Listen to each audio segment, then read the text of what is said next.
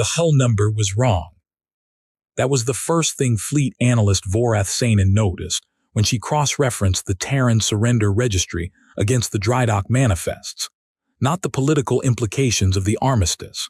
Not the weight of 20,000 vessels now sitting cold and dark in Covenant-impound lots across 6 star systems. The hull number. A single alphanumeric string in a database field that didn't match the corresponding vessel entry 2 rows above it. She almost flagged it as a transcription error. Almost. Instead, she stared at it for 11 seconds, a length of time her supervisors would later describe, in the formal inquiry, as the 11 seconds that changed the course of the war. Because what Vorath Sainin had noticed, buried in the third annex of a surrender document that nobody important had bothered to fully read, was not a typo. It was an absence. The armistice had been signed 43 days earlier, in what every Covenant diplomatic channel was calling the most decisive military victory in 3 centuries. The numbers supported the narrative. Humanity had surrendered 412 frontline warships, 67 mobile repair platforms, 209 support vessels, and the entirety of their recorded deep space combat capability. The Terran delegates had signed every page. The humans had wept at the ceremony, openly, visibly, in a display that the Covenant diplomatic corps had found simultaneously pathetic and oddly moving. One of the human delegates, a woman with gray-streaked hair and a scar running from her left temple to the corner of her jaw, had pressed her hand flat against the final document before signing.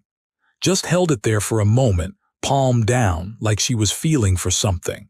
Then she had signed. Nobody asked why. Vorath Sainin had watched the recording 17 times before she understood that it wasn't grief. The first mystery, then, was the hull number.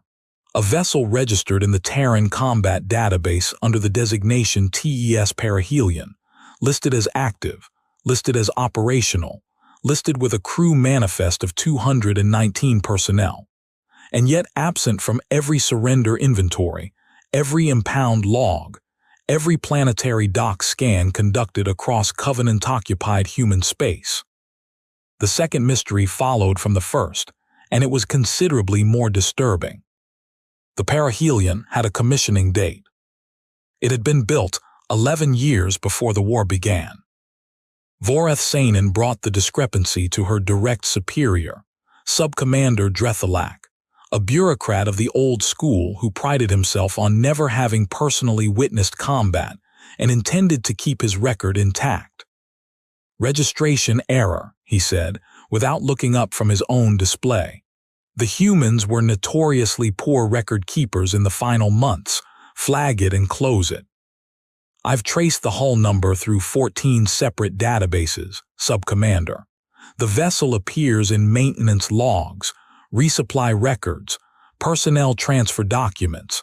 It accepted a fuel delivery at Kepler Station 9 months before the armistice. Drethalak looked up. "One ship," he said. "One ship." He was quiet for a moment, then, "How large?" Vorath Sainin pulled up the specifications.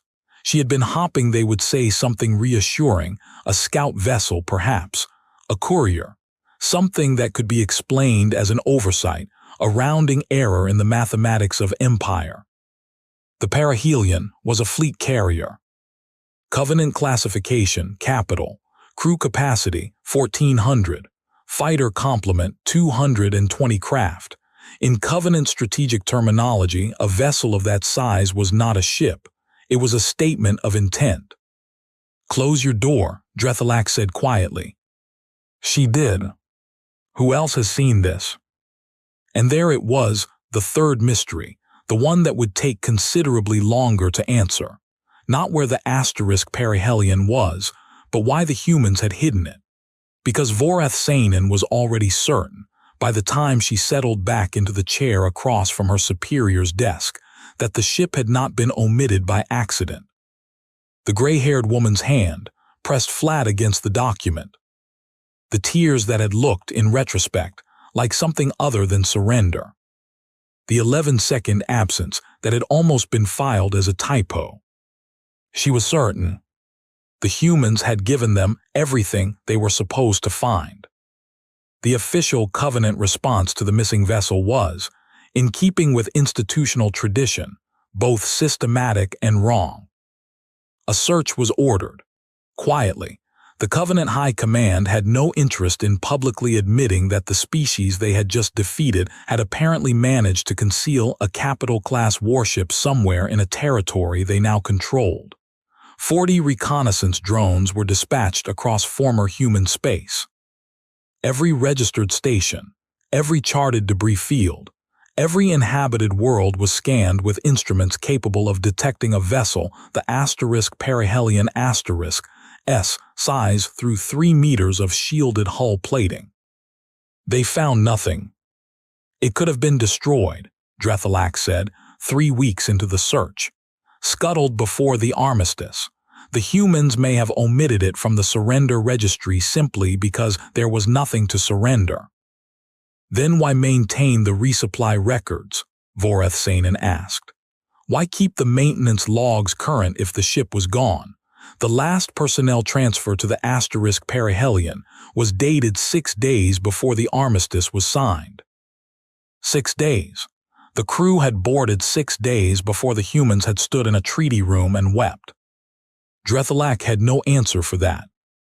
Neither did the 40 reconnaissance drones. The first misinterpretation had already taken root, though no one recognized it yet. The Covenant search teams were looking for a warship. They were scanning for weapons signatures, drive emissions, the electromagnetic profile of a vessel preparing for combat. They had assumed, because every rational analysis of the situation demanded it, that a hidden warship was a warship in hiding. What they had not considered, because it was not a thing that made strategic sense, was that the perihelion might not be hiding at all. Voreth Sainin found the first crew member by accident. She had been reviewing civilian transit records for the Kepler station region, following the fuel delivery as far as it would go, when a name appeared in a passenger manifest for a commercial transport. She cross-referenced it against the perihelion S personnel file. Petty Officer 3rd Class Danny Reyes, age 26, listed as Crew, Engineering Division, Life Support Systems. She had boarded a civilian freighter headed for the human colony world of Murans, rest approximately 19 days before the armistice. The passenger manifest listed her occupation as agricultural technician. The colony world of Murans Rest was a farming settlement with a population of 800 people and no military significance whatsoever. Voreth Sainin flagged it. She flagged 12 more like it over the following week, perihelion crew members scattered across civilian transport records, filtering into non-strategic human settlements under civilian identities, in occupations that had nothing to do with their naval training. Engineers becoming farmers, combat medics becoming school teachers. A tactical systems specialist who appeared in the records of a small clinic on a planet that had never, in the entire war, seen a single military engagement. She presented the list to Drethalak. "They're deserting," he said immediately. "The crew abandoned ship before the armistice. Classic collapse behavior in a defeated military. The soldiers saw the end coming and ran." It was logical. It was the most obvious explanation. It fit every pattern Covenant military psychology had documented across 40 years of conflict with 11 different species. Voreth Sainin almost accepted it. "If they deserted," she said slowly, "why are they all still within communications range of each other?" The silence that followed lasted longer than 11 seconds. She had checked. The settlements where perihelion crew members had taken up their new civilian lives were scattered, yes, but not randomly. If you mapped them, if you drew lines between them, they formed a rough geometric shape across a region of former human space that the Covenant had assessed as having 0 strategic value. It wasn't a scatter pattern. It was a perimeter. The question of what the perimeter enclosed took Vorath Sainin another 2 weeks to answer, and the answer arrived not through any sophisticated analysis, but through a conversation with a human. The Covenant had retained a small number of human administrative liaisons after the armistice, a practical concession to the reality that governing a conquered species required understanding them. At least functionally. One of these liaisons, a man named Sergeant Administrator Jonas Hale, had been assigned to Vorath Sainin's department to assist with records interpretation. He was a compact, quiet man who had a habit of arriving at his desk earlier than anyone else and staying later than anyone else, and who never spoke unless directly addressed. He had been a logistics officer in the Terran Navy before the armistice. He had the look of someone who had been extremely good at his job and had accepted, without particular bitterness, that the job was now finished. On the morning she finalized the perimeter map, Vorath Sainin placed it on his desk without explanation. He looked at it for 30 seconds. "Interesting cartography," he said. "I'm not asking about the cartography," she said. "I'm asking what's inside the boundary." He looked at her. His expression did not change. "Nothing," he said, "just space." "There's no such thing as just space in a strategic context." "There is if you've already lost the war." She watched him for a moment. There was something in the flatness of his delivery that she had learned, over months of working alongside humans, was not the same as honesty. Humans were capable of telling the complete factual truth in a tone designed to terminate curiosity. "Hale," she said, "I've found 207 of the *perihelion *S crew in civilian records. The full complement is 219. Where are the other 12? He looked back down at his work. "I have no idea what vessel you're referring to," he said. "I was in logistics. I didn't track individual ship assignments." He said it perfectly, absolutely perfectly. And Vorath Sainin thought, of course he knows exactly what vessel I'm referring to. Here is what the Covenant believed, at the 47th day after the armistice, based on their best analysis of all available information. Humanity had hidden one capital warship. The crew had dispersed into civilian life as a form of delayed resistance, perhaps to be recalled at some future date, perhaps simply as a gesture of defiance, a way of preserving the idea of resistance even after the material reality of it had been surrendered. The vessel itself was presumably hidden in some low-observation region within the perimeter, running minimal power, possibly crewed by a skeleton team drawn from the 12 individuals who hadn't yet been located in civilian records. It was, in the Covenant's assessment, poignant, sad even, a single ship holding on to a war that was definitionally over, crewed by holdouts who had nowhere else to be, in a patch of space that nobody wanted. It posed no strategic threat. The Covenant held 412 human warships in impound. One missing carrier, however large, changed nothing. The formal military assessment, signed by 4 senior analysts, used the word irrelevant 6 times in 12 pages. Vorath Sainin did not agree with the assessment. She could not have articulated exactly why, only that every time she looked at the gray-haired woman pressing her hand against the treaty document, she felt the shape of something she couldn't yet see. She kept searching. The rehook, when it came, arrived in the form of a timestamp.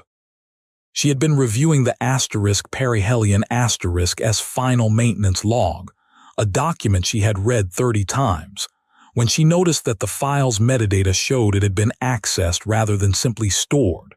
Someone had opened the document 4 days before the armistice, made no changes, and closed it. The access point was a Covenant administrative terminal. Not a Terran terminal. A Covenant terminal. Someone inside the Covenant administrative apparatus had reviewed the *perihelion *S maintenance log in the final days before the armistice, before the search for the missing vessel had been initiated, before anyone in the Covenant military was officially aware the asterisk perihelion existed. Voreth Sanin sat very still for a long time. Then she pulled the access credentials for that terminal. The credentials were assigned to a Covenant administrative officer in the Treaty Preparation Division. She found his service record. She found his assignment history. She found, deep in his personnel file, a notation she had not expected. He had spent 11 months embedded as a cultural liaison to human command staff during the early middle period of the war. He had attended briefings. He had built relationships. He had, in other words, known the right humans. The perihelion had not simply been hidden from the Covenant.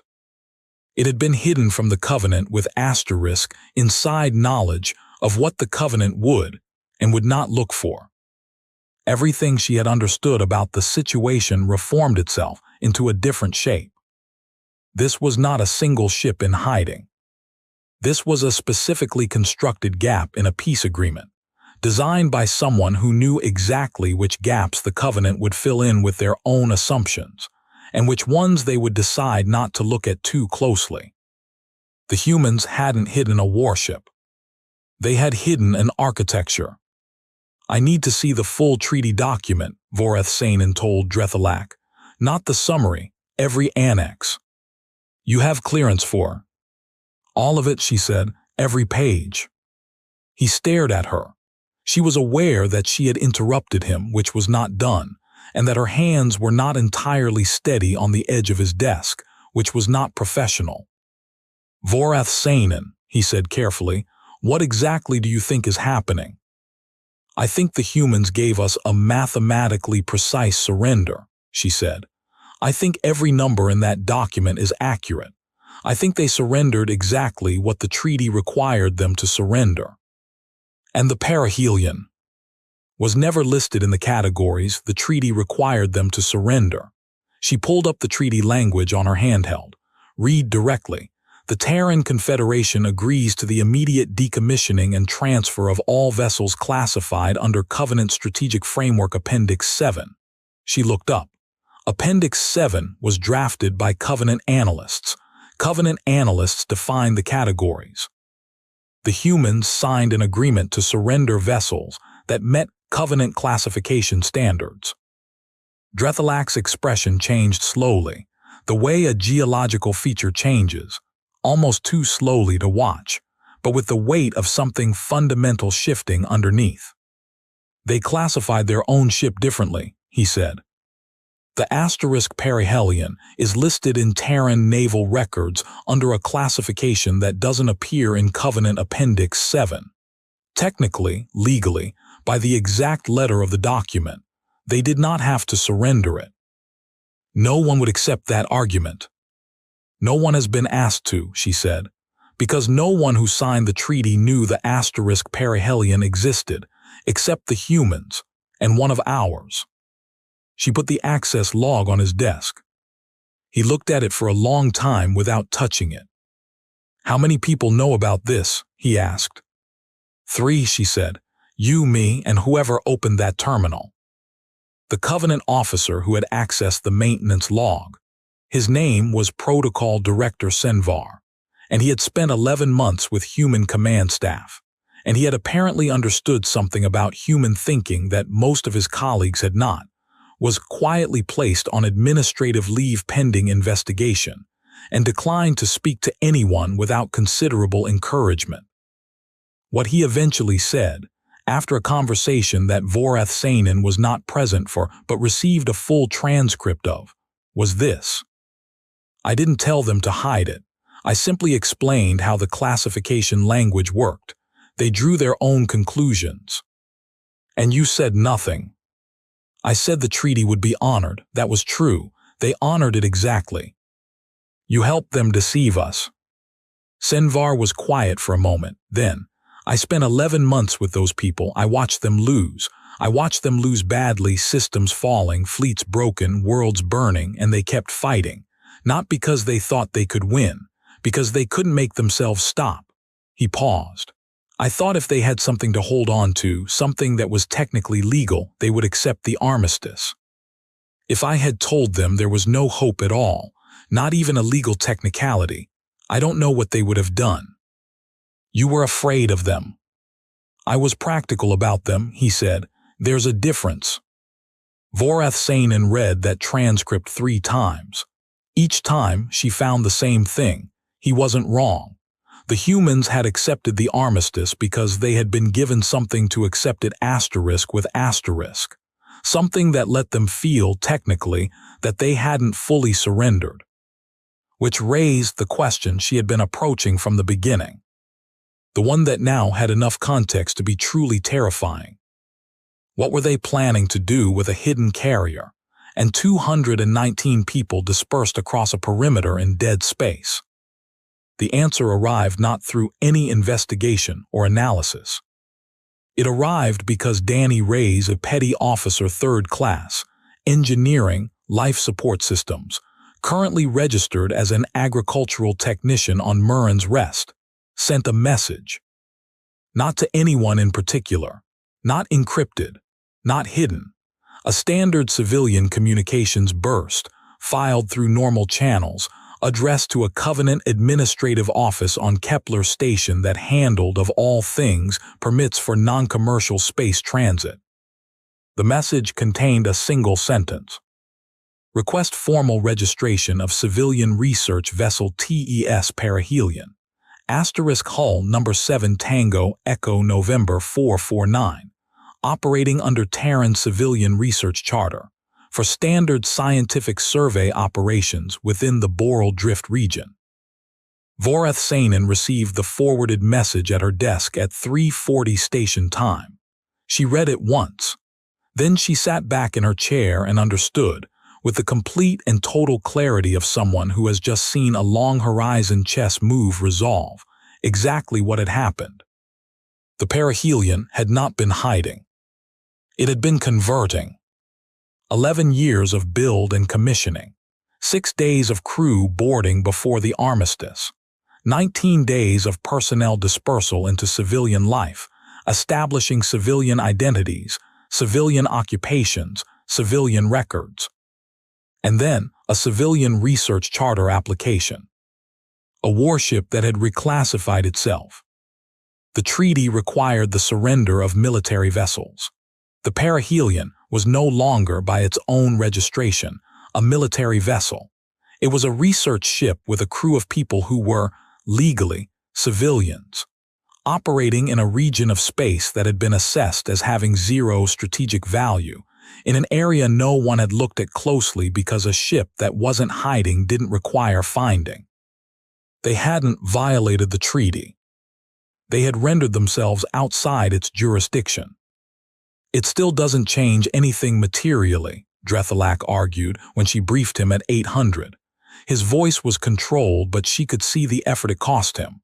One ship, reclassified or not, militarily converted or not, it cannot stand against the fleet we now hold. I know, she said. Then what? It's not about the ship, she said. She pulled up the perimeter map, the scattered crew, the geometric shape they formed across dead space. Sir, I've been trying to understand what the asterisk perihelion is for. A carrier that size, stripped of its military designation, operating as a research vessel in strategically worthless space. What is the asterisk function of that? Why preserve it if it's not for combat? Sentiment, Drethalak said, symbolism. The humans don't do things for symbolism alone. They're not built that way. She had learned that much from 11 months of records. Every action has a function. The question is whether we can see it. She pulled up a new file. It had taken 3 days of correlating research databases, but she had found it. The Boral Drift region, the area the asterisk perihelion had declared its operating theater. Cross-referenced against stellar cartography, against resource surveys, against deep space telescope records that had been filed, very quietly, by a Terran research team 8 years ago, before the war. The Boral Drift contained a phenomenon that the Terran survey had classified, dryly, as a navigational anomaly, A region of space where conventional faster-than-light transit calculations failed unpredictably. Ships that entered it on standard courses emerged at incorrect coordinates. The phenomenon was poorly understood. The Covenant had cataloged it as a navigational hazard and avoided it. The Terrans had spent 3 years studying it before the war. "They've been mapping it," Vorath Sainin said. "The crew members aren't in civilian life permanently. They're in relay positions, communication nodes, dispersed infrastructure for an operation that needs people in specific locations." "What operation?" "The perihelion is not a warship," she said. "It's a research platform, and it's been in the Boral Drift for 47 days, with 219 people who know exactly what they're doing, and we have no legal right to remove it." The silence in the room had a texture to it. "What are they researching?" Drethalak asked. "A route," she said. "I think they're researching a route." She did not say to where. She didn't need to. The implication sat between them like something neither of them wanted to touch. Beyond the Boral Drift, past the navigational anomaly that no one had bothered to map carefully, lay the outer fringe, unmapped, unclaimed, containing nothing of known strategic value. Unless you were building something there. Unless you had been building something there for quite some time. Hale was still at his desk when she walked over that afternoon, still early, still quiet. She sat across from him, did not open with the map, did not open with the evidence. "How long?" she said. He looked up. "How long what?" "How long did your people know the war was going to end this way?" He was quiet for a long time, long enough that she counted seconds again, the way she had counted 11 seconds looking at a whole number in a database. "A ship doesn't get built in a year," he said finally. "No," she said, "it doesn't. The perihelion was commissioned 11 years ago. You know that, you found it." "I found the commission date, yes." "Then you know the answer to your question." She sat with that. 11 years ago. A capital ship commissioned 11 years before the war, registered under a classification that wouldn't appear in treaty language drafted by a different species, crewed and converted and moved into position before the armistice was even negotiated. Before, possibly, the war had reached its worst. "Your people planned for losing," she said. He looked at her without flinching. "We planned for surviving losing," he said. "That's different." "How long before you find what you're looking for in the Boral Drift?" He blinked once. Then he smiled, a small, careful expression that was entirely human in its complete impossibility to interpret. "I'm an agricultural technician now," he said. "I don't know anything about the Boral Drift." She stood up. She had what she needed. Not the answer. The shape of the answer, which was considerably more frightening. The emergency session convened at the highest level of Covenant military authority, 5 Grand Analysts, 2 Fleet Commanders, and the full Treaty Oversight Committee. Vorath Sainin presented for 40 minutes. She showed them the ship, the crew, the perimeter, the reclassification, the Boral Drift, the old Terran survey, the timeline that stretched back 11 years into a deliberate architecture of survival. The room was silent when she finished. Then Fleet Commander Arith Vane, the senior military officer in the room, said, "What do you propose we do?" "I don't know," she said. "That's what concerns me." "We could seize the vessel. The civilian classification is a legal fiction." "It's a legal reality," she said. "We drafted the treaty language. It says what it says. If we seize a civilian research vessel operating within its registered parameters, we void the armistice. And if we don't seize it, then we wait," she said. "And we hope that whatever they're building at the end of that route is something they want to use for negotiation rather than something else." Arith Vane leaned forward. "Analyst Vorath Sainin, in your professional assessment, what are the humans actually attempting to do?" She thought about the gray-haired woman's hand, pressed flat against the treaty document, feeling something. She thought about Senvar. If I had told them there was no hope at all, I don't know what they would have done. She thought about Hale's smile, which she had been trying to read for the past 3 hours. They're not attempting anything, she said. They already did it. We're just finding out what it was. The Perihelion *S Research Charter update arrived 36 hours later. Filed through standard civilian channels. Routine documentation. It included, as required by Covenant transit regulations for vessels operating in anomalous navigational zones, a positional log from the previous 30 days. Vorath Sainin opened the positional log. The perihelion had been moving through the boreal drift in a very specific pattern. The same region, repeatedly, approached from slightly different angles each time, like someone testing a lock with different keys on successive attempts. Cross-referenced against the old Terran survey data. Cross-referenced against what she now understood the crew members in relay positions were doing. Cross-referenced against an anomaly behavior model she had put together herself over 48 sleepless hours. She saw it. The route. They had mapped it, a navigable path through the boreal drift, not around it, through it, using the anomaly itself as a mechanism rather than an obstacle.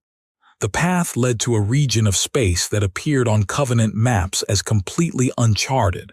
She pulled up the stellar cartography for that region. Then she pulled up a second database she had requested access to the previous day.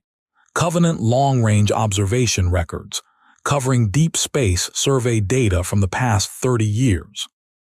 The uncharted region was not, in fact, uncharted. It had simply never been charted by the Covenant.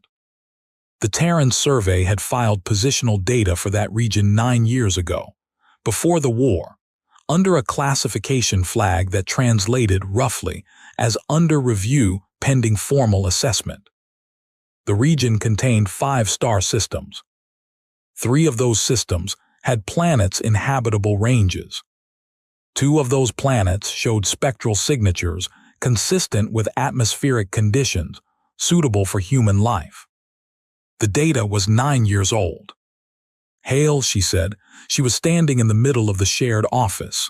She hadn't moved toward him, hadn't looked away from her screen. Hale, how long does it take to build a colony? He did not answer. If you started 9 years ago, she said. If you began transferring personnel and supplies before the war, during the war, through routes the Covenant wasn't tracking because the Covenant didn't know the routes existed. If you'd been doing it quietly, continuously, for 9 years, how large would a colony be by now? Silence. Hale. She turned. His desk was empty. His screen was dark. His chair was pushed in with the neat, considered precision of someone who had expected to leave it for the last time. On the surface of his desk was a single sheet of paper, physical paper, which no one used anymore, which was itself a statement of some kind, with 2 lines handwritten in a language she recognized as English and could read, just barely, phonetically.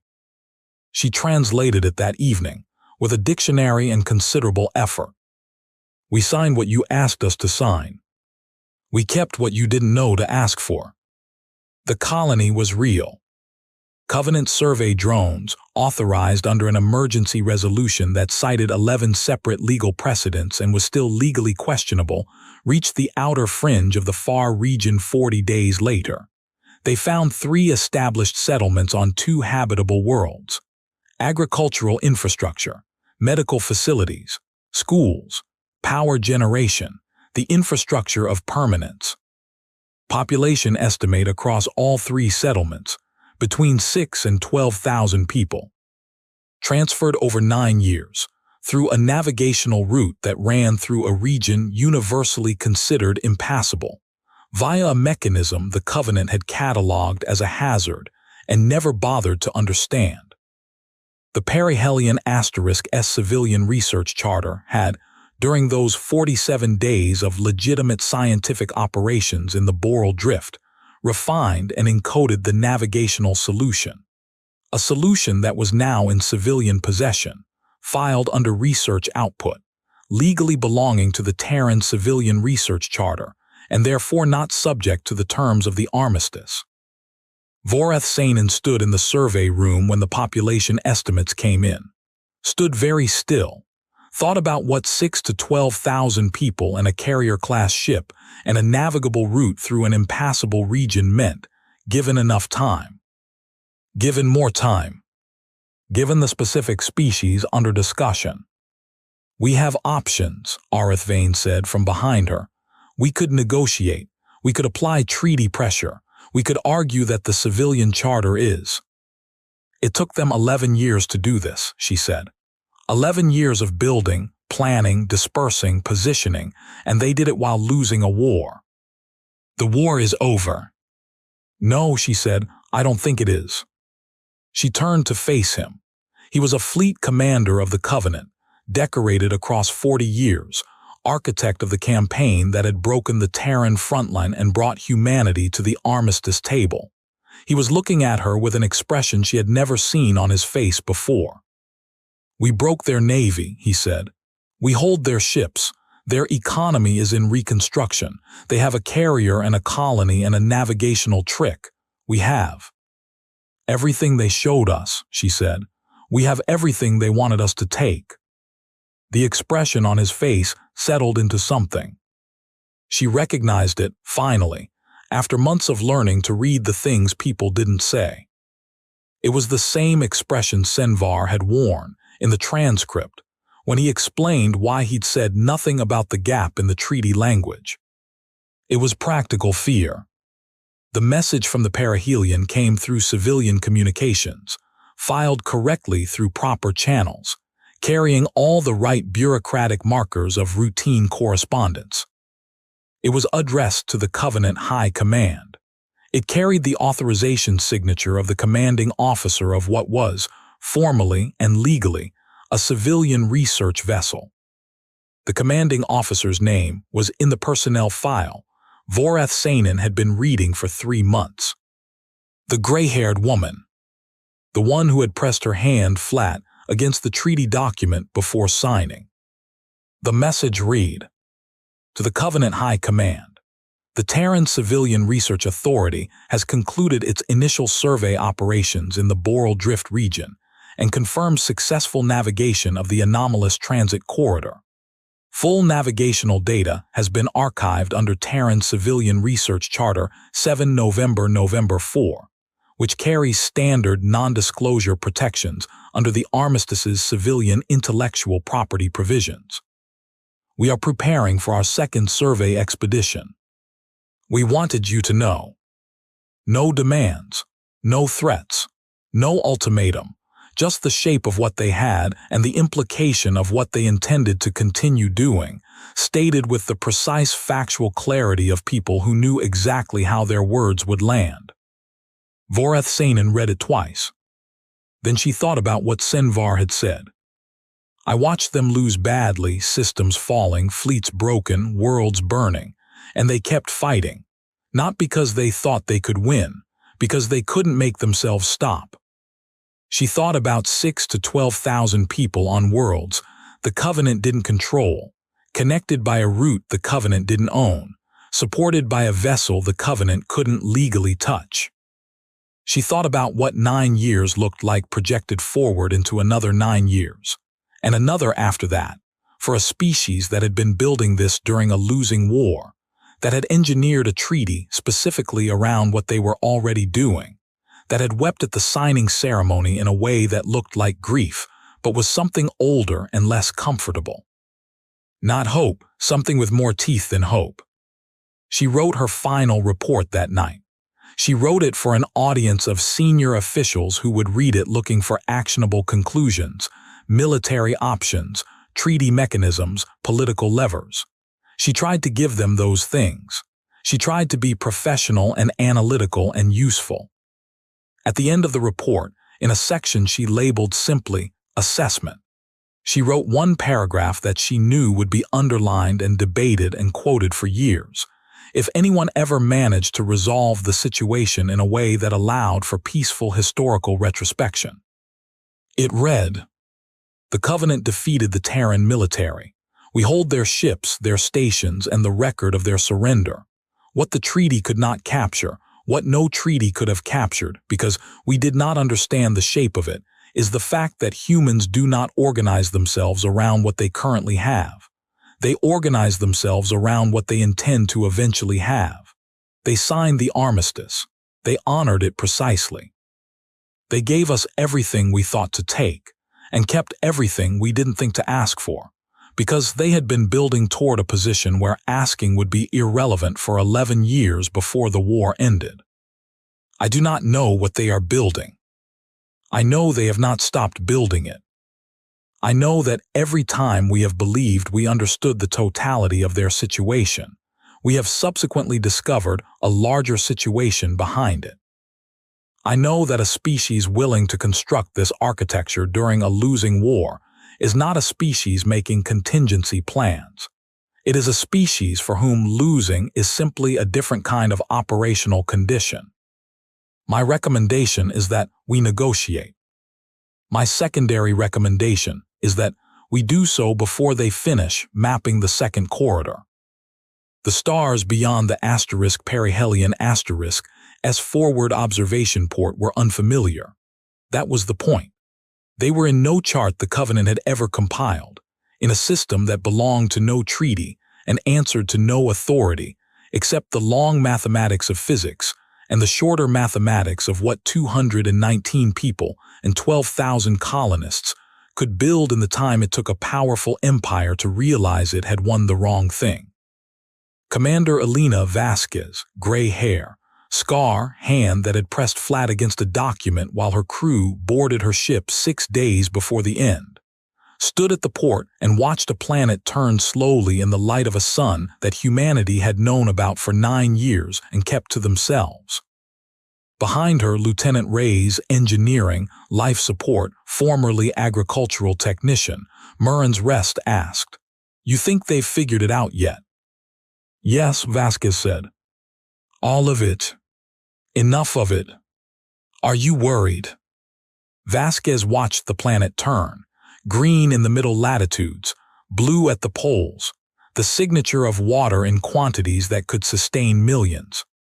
Millions. Given time. "No," she said. "Why not?" She thought about the document, about 11 years of building, about the specific sensation of pressing your palm flat against a piece of paper and feeling, under your hand, not the weight of surrender but the very thin, very precise outline of everything you had decided not to give away. "Because they only know about this one," she said. The planet turned in the light. Behind them, somewhere in the ship's navigation core, a second corridor's calculations were already converging. A different route, a different anomaly, a different region of space that no Covenant survey drone had ever been sent to look for, because looking requires knowing, and knowing requires asking, and you can only ask about the things you believe exist.